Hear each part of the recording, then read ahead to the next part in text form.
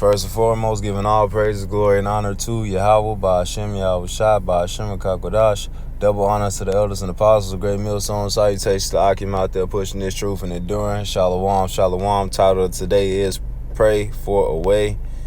And it just been on my spirit that I want to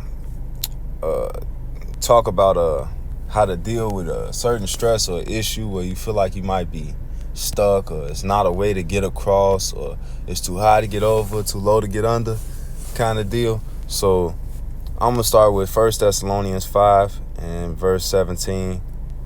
Pray without ceasing. Simple.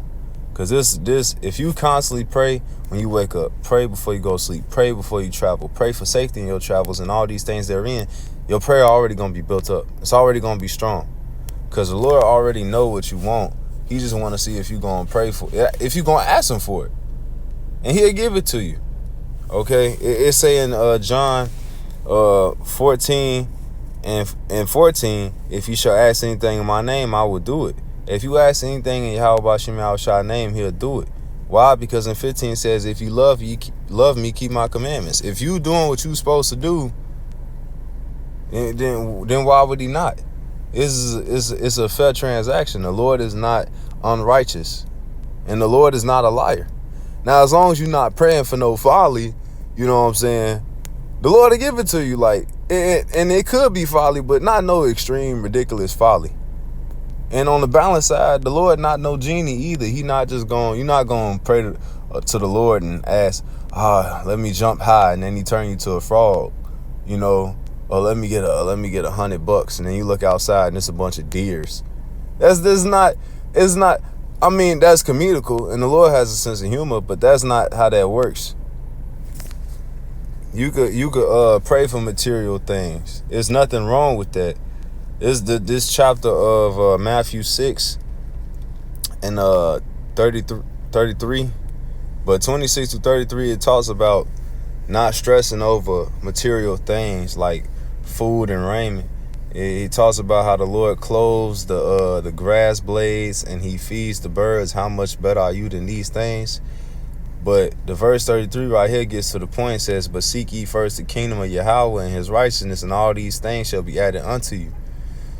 So you doing this part, you by doing this part, you are, if you keeping the commandments, you seeking the kingdom of righteousness. You seeking the kingdom of Yahweh and his righteousness. If you trying your best to the best of your ability, then of course he gonna give it to you. He not unrighteous. He's not unfair to do that. And granted, you might have to go without it for a while, but he gonna give it to you anyway. Whether it be tomorrow or a day after tomorrow or in a year's time or in the kingdom.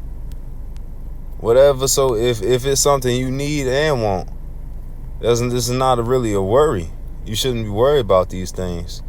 And there's nothing wrong to pray for something, you know, that's carnal, like a promotion at your job or a new car. There's nothing wrong to pray for help with you know, getting a new crib. Like, Lord, you know, I need help. I don't know how to do this. I don't know how to hop on such and such.com. Because when you pray for something, you praying for a way. You might not be just be praying for the way. You praying for everything that come with it, the tools, the knowledge. Because where there's no vision, the people perish. You praying for the ability to know what you're doing to get to where you got to go. You praying that the Lord put people or teachers around you to teach you how to do what you need to do to get to where you trying to go. You trying to get that promotion at that job, okay, your prayer can move forward something. This is why you got to pray without ceasing, because your prayer gets built up like a muscle if you keep doing it, and you'll be stronger and better at it. You praying for that promotion at the job, well, hey, you praying that you probably get the proper tools or something you probably was missing, the proper knowledge to upgrade. Okay, certain placements have to be put together for you to get past that river. You probably praying for a bridge to get past, but you don't know you praying for these things, because the Lord know what you want. You just gotta ask him for it. This is Sirach, also known as Ecclesiasticus, chapter 11, verse 20, verse 21. Marvel not at the works of sinners, but trust in the Lord. Abide in thy labor, for it is an easy thing in the sight of the Lord on the sudden, meaning on the fly, like really quickly, to make a poor man rich. And for balance sake, to make a rich man poor. It's nothing for the Lord to do that. You see, it was in that movie, Eddie Murphy. In the movie with Eddie Murphy, he played the servant dude, and then he got switched on the position with the other guy. And he was in the Willis Tower counting the numbers. It's nothing for the Lord to switch a situation and put different people in different situations. It's nothing for the Lord to do that. So it's none of these carnal things on this side is going to matter at the end of the day. You're not going to be thinking about this stuff 5 years later. You're going to be thinking about the kingdom. You should be thinking about the kingdom. But these things, they matter somewhat to a small degree down here. Yes, they matter. Yes, they're important. And you can love these things. Like, I'll share this with you. This is a quote that says, if you truly love it, you will find a way. If not, you'll find an excuse. That's a worldly quote, but it's the truth. Like, and you could love these things, bro. You could love anything, music or whatever, as long as you don't love none of this stuff more than the Lord. You can't love the creation more than the creator, because it's not even logical to do that. But whatever you praying for the way to get there, and you must want it. And if you truly want it, you gonna make a way.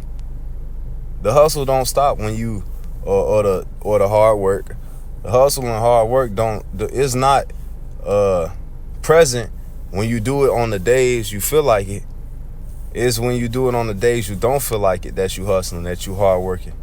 When you get up and you don't feel like going in, when you don't feel like it, or you tired, or you sick and you don't feel like it, that's the hard working days. That's the true work right there. That's the effort. The workout don't start when you feel like it. The workout really kind of start when you tired and exhausted and you feeling the struggle and the strain. No pain, no gain? I'm gonna share this right here. So it's some worldly folly, but it's kind of edifying. I've never seen a crackhead say, I ain't got no money, so I ain't smoking today. They will always find a way.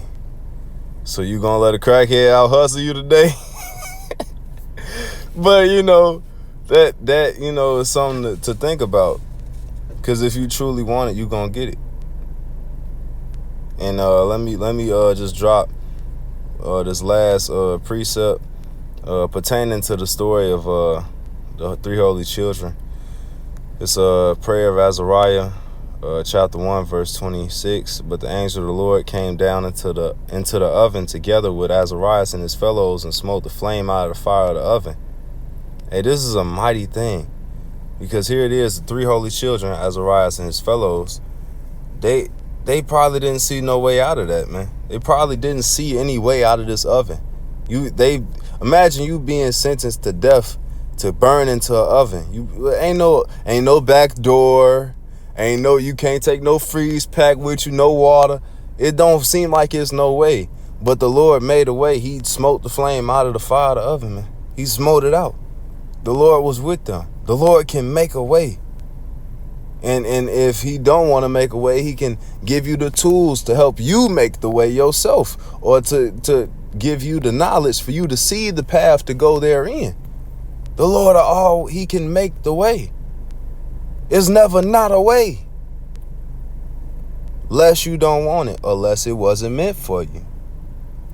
And with that being said, Lord willing, that was edifying. Shalom.